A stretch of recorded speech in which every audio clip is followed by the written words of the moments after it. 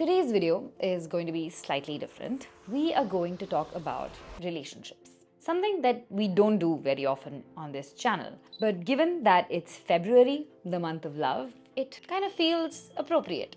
Now, relationships, specifically romantic relationships, correlate directly to your long-term health and happiness. In fact, choosing a partner is one of the most important decisions that you will take in your life. And despite that, especially in India, it is not treated with this much importance. Dating is just looked down upon, you're not supposed to do it, and marriage is just seen as a rite of passage. And I hate that with a passion because over the years, I have seen so many people around me suffer in love, suffer in relationships, suffer in marriages without ever being able to figure out what to do or how to make it better. Now, I myself come from a broken home, and this is why very, very early in life, I began reading, learning about healthy relationships. I just did not want to be in the same boat as the people around me. I did not want to repeat the same mistakes that people around me were making. And all of this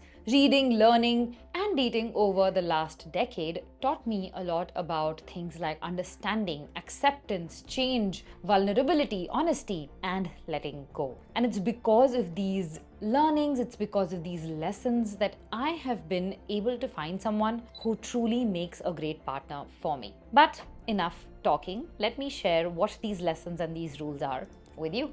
The first thing you need to understand is that love alone is not enough. No matter what the movies tell you or the romantic novels tell you, love does not automatically translate into compatibility. In fact, some people may feel love very deeply and yet lack any sort of compatibility with their partner. The whole as long as we love each other, it'll all work out mentality does not actually work in real life. What works is compatibility. This compatibility matters so much more than just love, and yet nobody seems to focus on it. But this doesn't mean that love is not important. It is, which is why you need to create checklists of the kind of life that you want to have and of the kind of partner that you want. But the catch is that it cannot have anything about looks or physical appearance on that list. Your checklist is strictly about your potential partner's values, their behaviors, and how they show up in the relationship for you and what you want out of that relationship. Often, people get so blinded by the physical, they just don't look at anything else. To give you an example, a few things on my checklist were loyal to a fault, treats me with respect, communicates very well, is patient, pampers me a lot, and so on and so forth. Now, creating this list does two things. The first thing is that it acts as a lens. So when you meet somebody, you date them for a while, if they are not exhibiting these qualities, they automatically become a no for you. Studies also support this. The more clarity you have about what you want in a relationship, the more likely you are to find a satisfying relationship and a partner who meets those needs. Another thing that this list can potentially do is be used to manifest exactly the kind of love that you want for yourself because it gives you clarity. That is in fact exactly what I did. Now, the reason that I didn't want you to focus on the looks or the physical attributes of your partner in your previous checklist is because physical attraction often becomes a hindrance when it comes to building deeper connections. This is why the concept of blind dating exists. See, the thing is that physical attraction definitely matters, and you are not shallow for wanting or rejecting someone on the basis of how they look. But in my experience, and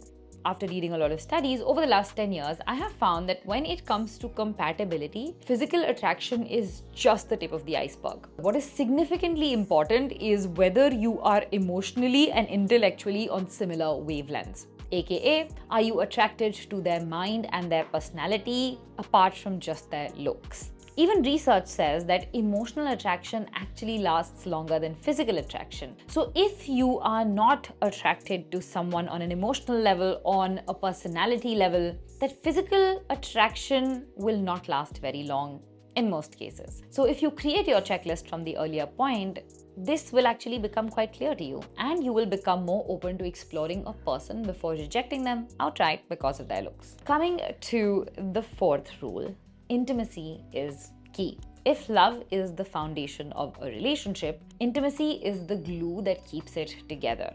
and how you get intimate with each other is a huge part of whether you are compatible or not. Sometimes it just doesn't work. You are not able to get intimate with each other.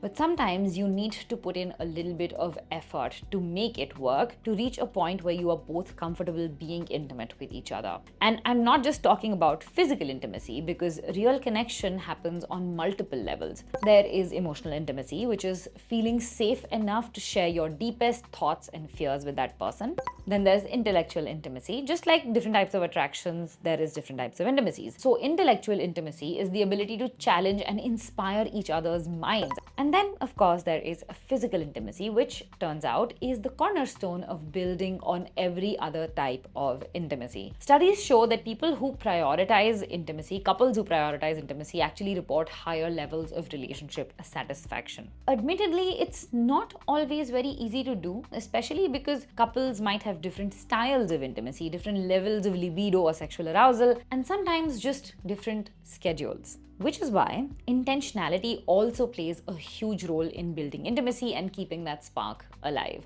Good relationships do not just stay exciting on their own. Now, one way to build intimacy and to keep things exciting is to experiment intentionally. Set time aside for each other, experiment with how you explore each other, try something different from how you normally do things, experiment with how you express your love for each other, use tools like personal massagers on each other to see what you both like and enjoy. You can even try intimacy games where you dive into awkward questions with your partner, but in a fun setting. And it is so easy to do these things nowadays, especially with brands like MyMuse, who are also kindly sponsoring a portion of this video. MyMuse has so many different options for couples, massagers, oils, intimacy games, all designed to help bring couples closer together and to make intimacy a priority. You can check them out using the link in the description and bring more connection, intimacy, and play into your relationship. Now, while compatibility and intimacy can often take time to figure out, to build, something that is very obvious from the first instance, from the get-go, is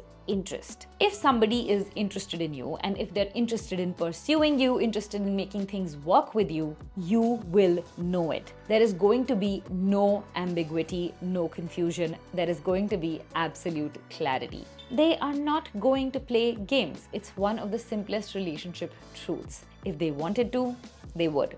And yet, it just gets ignored almost all of the time. Now, a good way to figure out if somebody is interested in you is to notice consistency. Someone who genuinely wants to be with you, does not do hot and cold, does not ghost you and then reappear, does not make grand gestures occasionally. They actually show up consistently in the little things that matter, like checking on how your day went, making time to listen when you're upset, or putting in the effort to make you feel loved. If you really want the kind of love you deserve, you need to stop trusting potential and you need to start trusting actions. Look at how that person shows up in the relationship and not just what he or she says. And if somebody is telling you in as many words that they are not in that place or they may develop feelings for you later, stop waiting for them. They are just keeping you as an option.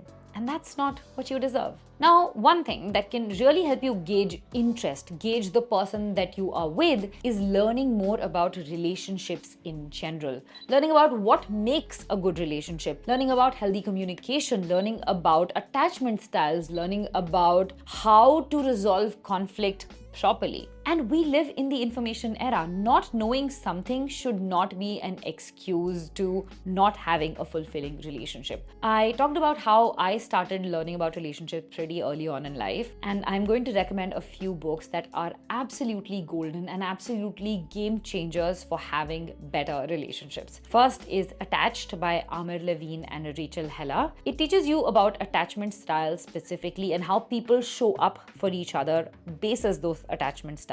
It's crucial if you want to understand compatibility better. Second is Women Who Love Too Much. This one teaches you about self-love and detaching from male validation. Very, very important. Next, How to Be an Adult in Relationships, which admittedly a lot of people just don't know.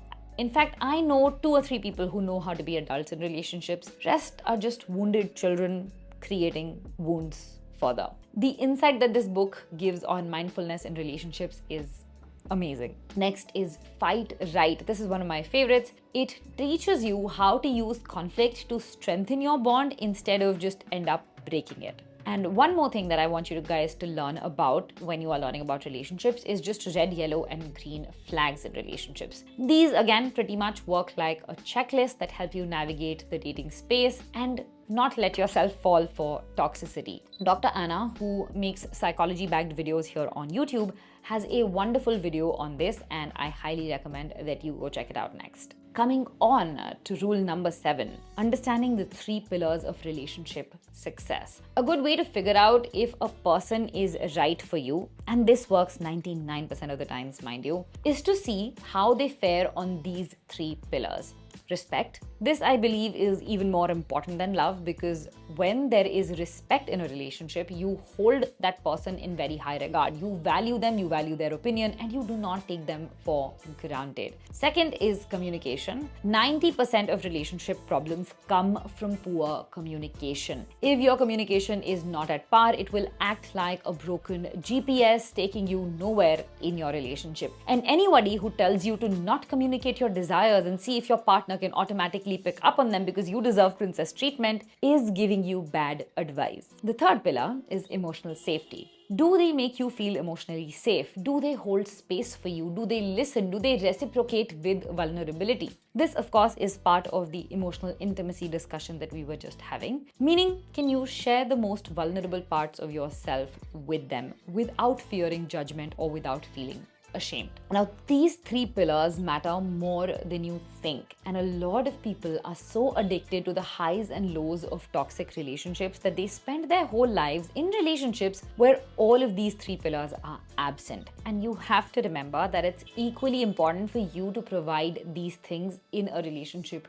to your partner. It goes both ways. But when a relationship lacks any of these, it is not actually a relationship. It is a situation where you are being taken advantage of. But despite that, and sometimes despite knowing that, we continue to settle and we continue to stay in doomed relationships. We use our own dependence on toxic patterns to excuse inexcusable behavior. And mind you, it is very, very easy to fall into this trap, to ignore the red flags. And more often than not, it's either because you don't know better or because you don't want to face the truth. But like Aldous Huxley said, facts do not cease to exist because they are ignored. Facing the truth that this relationship is not working out can be very scary to do. But if you want to truly have the life that you deserve, it is the only option.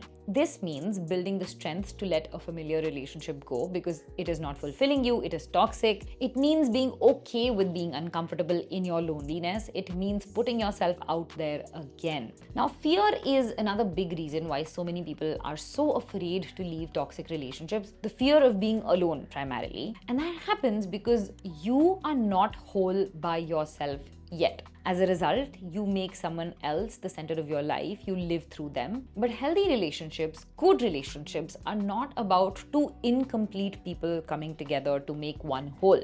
They are about 2 whole, fulfilled individuals coming together in a mutual partnership. This means that you're not dependent on somebody else for fulfillment, for happiness. It means you have your own life, your interests, your hobbies, your dreams. Keep pursuing them, keep maintaining your friendships, keep working towards your goals.